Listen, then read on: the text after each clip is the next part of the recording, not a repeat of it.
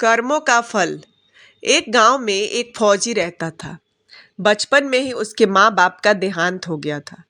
वह अकेला ही कमाता, अकेला ही खाता और उसके खर्चे के बाद जो पैसे बच जाते वो उसे फौज में जमा करता जा रहा था।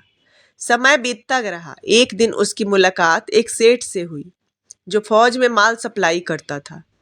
उन दोनों की दोस्ती हो जाती है।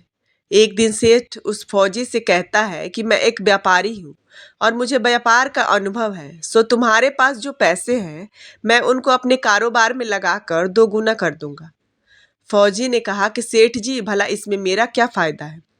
सेठ बोला कि अरे भाई, जो पैसा तुम्हारे पास है वो तो बढ़ नहीं रहा है, पर तुम मुझे दे दोगे तो मैं उस पैसे से कारोबार में लगाऊंगा और जो फायदा होगा उससे हम दोनों बराबर के हिस्सेदार होंगे। यह सुनकर फौजी बड़ा खुश हुआ और वो अपना पैसा सेठ को देने को तैयार हो गया। फौजी ने सेठ को अपना पैसा दे दिया और सेठ जी ने उन पैसों को अपने व्यापार में लगा दिया और कुछ ही दिनों में उनका कारोबार बढ़ गया। कुछ ही दिन बाद बॉर्डर पर लड़ाई छिड़ गई। युद्ध की घोषणा हो गई और उस फौजी को लड़ाई में जाना पड़ गया। लड़ाई के मैदान में फौजी घोड़ी पर चढ़कर लड़ने गया। वो घोड़ी इतनी अड़ियल थी कि फौजी जितनी जोर से लगाम खींचता वह घोड़ी उतनी ही तेज भागती थी। वो फौजी के बस में नहीं आ रही थी। अचानक वो घोड़ी दौड़कर दुश्मनों के घेरे में जाकर खड़ी हो गई। दुर्भाग्य से फौजी दुश्मनों से बुरी तरह घिर गया और वहीं शहीद हो गया। जब सेठ को यह समाचार मिला कि युद्ध में फौजी की मौत हो गई है तो वो अंदर ही अंदर बहुत खुश हो गया। सेठ को पता था कि उस फौजी का कोई वारिस तो है नहीं, तो अब ये पैसा उसका हो गया। लेकिन समय का चक्र घूमते देर नहीं लगती। कुछ ही दिनों के बाद सेठ जी के घर में खुशियां आई। उनके घर लड़का पैदा हुआ। अब सेठ जी के खुशी का ठिकाना नहीं था। धीरे धीरे समय निकलता रहा और सेठ का वो लड़का बड़ा हो गया। वह लड़का समझदार था और पढ़ने में होशियार था।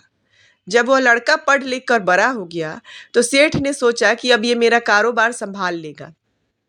कुछ दिनों बाद सेठ ने अपने बेटे की शादी कर दी, लेकिन कुछ ही दिन में उसके बेटे की अचानक तबीयत खराब हो गई। अब सेठ अपने बेटे को डॉक्टर के पास, हकीम के पास, वैद्य के पास ले जाकर थक चुके थे। कोई दवा असर नहीं दिखा रही थी और बीमारी बढ़ती ही जा रही थी। खूब पैसा बर्बाद हो रहा था। अंत में डॉक्टर ने भी हार मान ली और कह दिया कि रोग लाइलाज हो गया है और लड़का 2-3 दिन में मर जाएगा।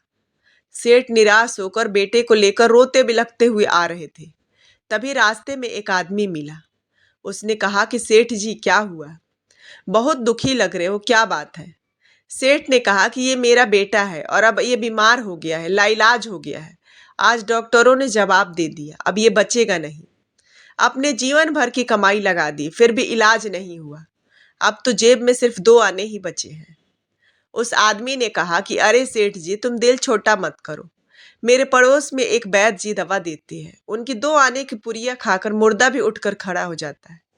बस अब बिना देर किए जल्दी से तुम वैद्य जी की दवा ले आओ। सेठ जी दौड़ कर गए और वैद्य जी को सारा हाल सुनाया। वैद्य जी ने सेठ को 2 आने की पुड़िया दी और उसने पुड़िया अपने बेटे को खिलाई, पर बच्चा पुड़िया खाते ही मर गया। अब सेठ जी का रो रो के बुरा हाल था। सेठानी भी बदहवास से रोए जा रही थी और घर में बहुरानी और पूरा गांव भी रो रहा था। पूरे गांव में यह खबर फैल गई थी। तभी गांव में अचानक से एक महात्मा जी आ जाते हैं। महात्मा जी ने गांव वालों से पूछा कि भाई, क्या कोई बताएगा ये रोना धोना क्यों हो रहा है?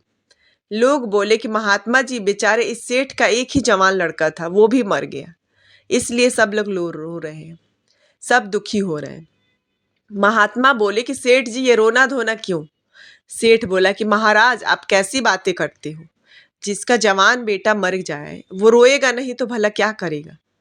महात्मा बोले कि तो आपको क्यों रोना आ रहा है? सेठ बोला कि महाराज, मेरा बेटा मरा तो किसको रोना आएगा? महात्मा बोले कि उस दिन तो तुम बड़े खुश हो रहे थे सेठ। सेठ बोले, मैं किस दिन खुश हो रहा था, ये आप क्या कह रहे हैं? महात्मा बोले कि तुम्हारे मित्र फौजी ने जिस दिन तुम्हें पैसा दिया था।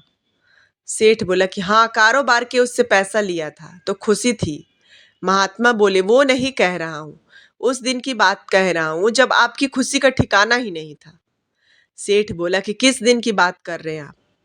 महात्मा बोले कि याद करो सेठ, जिस दिन तुम्हारा फौजी मित्र मरा था तुम कितना खुश हो रहे थे, और जिस दिन फौजी मर गया तुमने तो सोचा कि अब क्या, वो तो मर गया, तो पैसा भी नहीं देना पड़ेगा।